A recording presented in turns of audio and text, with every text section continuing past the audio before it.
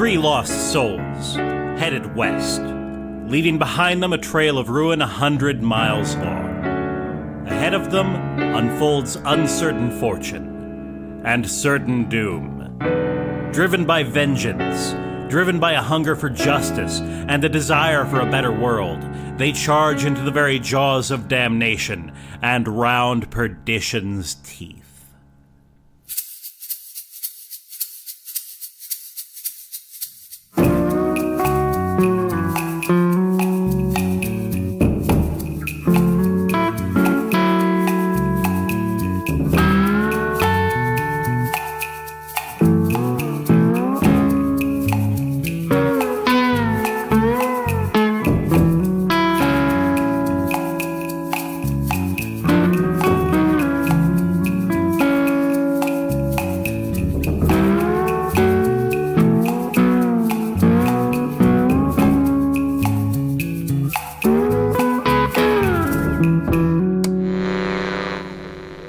For a 4th day, the Seamus and the farm boy approached the high, rusting gates of the mine.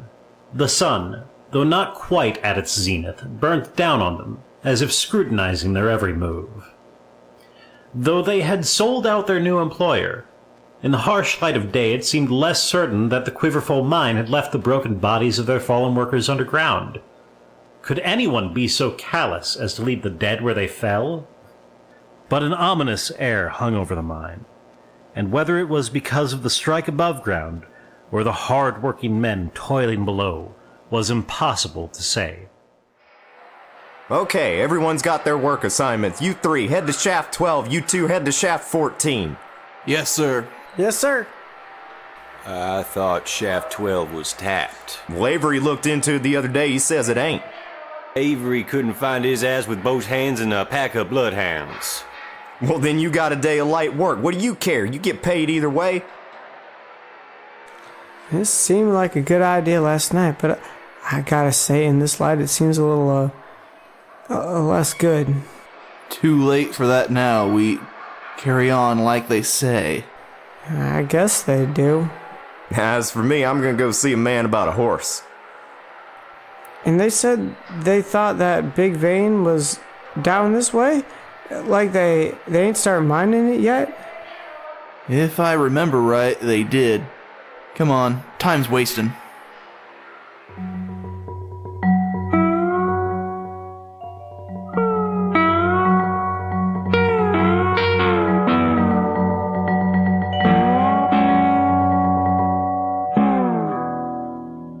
We're not really going down to shaft 14, are we? Shut up, Wheat. Hear that? You really reckon this'll work? Well, what are they doing? Can't see any more than you. Quiet now. Seems pretty dark, don't mind me saying so, and pretty unscientific. These are unscientific times. If you say so. What's the radio for? As our heroes crept forward in the glistening, stinking darkness, a faint light began to fill the newly dug tunnels. The source of the voices was soon revealed, the scab recruiter holding aloft a lantern, and the dapper, sweating man in his shirt sleeves. Something in his treatment of the recruiter, or perhaps his clear lack of skill at manual labor, set him apart as a member of a different class. What's that they're building? Can't tell from here. It's some kind of... There's a lot of pieces of people kind of sticking out all over, and bones. Knock it off, would you, Wheat? And then there's bodies just leaning against the walls. Can it? I'm sorry, Mr. Seeger. I just never seen anything like it. Well, I've seen it plenty, and I'm not exactly over the moon about seeing it anymore. Get down on your knees with me, come on! It won't work if you don't at least pretend to care. If you say so. Humor me, and think of all the money you'll have at the end of this. Well, when you put it like that. I don't like the look of this at all. Can't say I do either. Reminds me of them Klansmen, don't it? Mm-hmm. What? Yes. As well it might. In the still, Stygian depths of the mine, its walls streaked with bright copper veins, the boss and his flunky had brought the unburied miners. Some were mere bones and rags. Some were fresh enough that they might have been sleeping off a bad night. As Everett and Seeger drew closer, the horror deepened. The walls were glistening not only with precious copper, but with the dripping red blood of the working men, curling across the rock with nothing short of infernal intent. That writing's awful hard to look at. Like, it's kind of crawling in front of me. I'm gonna need a long bath at the end of this. Too right. What? I said too right. You hear that? I didn't hear anything. Let's get this over with. No! Look! Over there, I think... Aw, hell.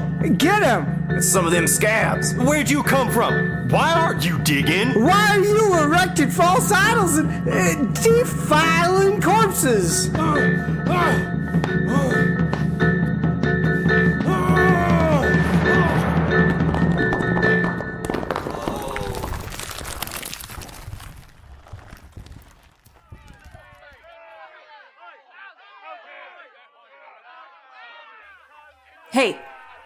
Hey, what's going on? Must have been a cave-in. It was only a matter of time. Oh, shit.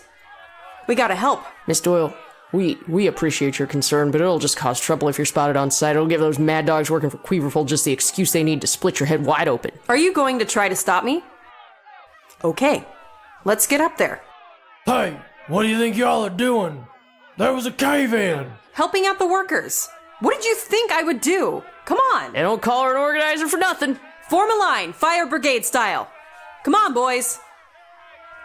The Union men rushed past the gates and approached the mouth of the mine, where a group of straight-backed workers were pulling rubble from the gaping hole in the earth to free their compatriots. That's Santiago. He's still moving. Come on, boys, heave. Pull him out. Get him to the office. There's a medic there. Laborers, unionizers, and security men worked side by side to free those trapped inside, and those who emerged were guided to the office to be examined by the town's doctor. The sound of the radio turned low to distract the dying. Throw your backs into it! The hell are you doing here? Saving the men you worked half to death. Now step aside or get in the line. You commie bitch, I ought to have you arrested for trespassing. You really want to do that now? While this is happening? Step aside. And eventually, the organizer pulled forth two figures from the mine, emerged like Lazarus from the grave, the two-fisted private eye and the pure-hearted Okie fool, miraculously alive, though injured by their journey into the underworld. She guided them around the corner of the office to question them on what they had seen, but only... You know, I thought you two would be dead. You okay? Not about to drop dead or anything, are you? No, doll. Well, I should let Everett tell it. Everett. Wheat? We should go. Why? The only people who didn't want us down there are dead. Both of them. Who's dead? The boss. Mr. Quiverful. His name isn't Quiverful, it's... Whatever, he's dead. He was doing something with the bodies, and Everett got him right in the head with a pickaxe. Splat! He's dead? Shit. Now the mine's going to close. What? I thought you'd be thrilled. I want these people to have good jobs, not no jobs. Why'd you do it, kid? They had piled the bodies up and made some kind of altar with a scarecrow holding a bowl of blood and a noose over it. It was an evil thing that it was doing. It was evil and it was wrong and I had to make it stop. Shit. Whatever. I got the boss's wallet, so let's go pay the mechanic and get back on the road. There's gotta be $50 in here. We should be fine for a while. You can't just... There they are! Get them! Can and did. Let's go. He's alive! Scram! Run! And so the two became three, as the Union organizer joined them on their journey west to escape certain death at the hands of the... Someone turn off that goddamn radio!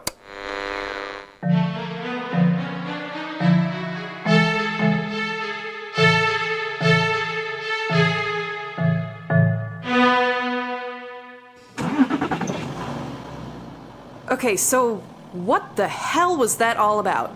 The altar and everything? It's the new big thing. Like the Lindy Hop. The what? It's a dance. It's big back east. I don't believe for a moment you know anything about dancing. And I don't believe that has anything to do with what's going on. I've been known to dance. I may be living in Oklahoma City, but I'm not from there. Whatever. Tell me about the altar. We saw one once before, built by a... What do you call a group of Klansmen? A haunt. I think it's just a clan. Or a group. It doesn't matter. Fine, well, they had one built, but didn't have the bodies. They had the, the idol with a bowl full of silver coins and blood. I imagined they was going to put our bodies in the altar. Jesus.